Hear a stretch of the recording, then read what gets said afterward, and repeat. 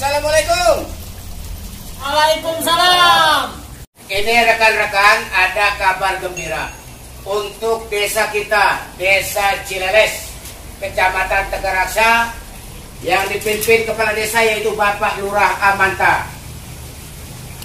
Ada acara temanya ngadu layang-layang untuk masyarakat semua.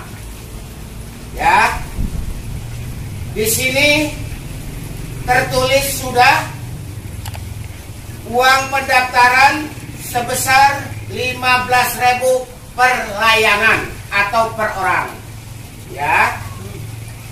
Setelah ini tolong disebarkan surat dari panitia untuk mengasih informasikan kepada masyarakat. Itu pun yang mau ngadu layang-layang. Ya, saya cuma menyampaikan aja untuk masyarakat semua. Akan diadakan di lapangan bola dekat warung Bapak RT Aman atau Bapak Kopral. Ya, di situ sudah disiapin lapangan terbuka untuk masyarakat.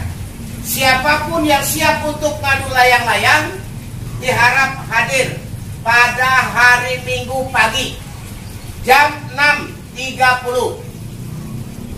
Tolong pendaftaran disiapkan sebesar uang 15.000 rupiah.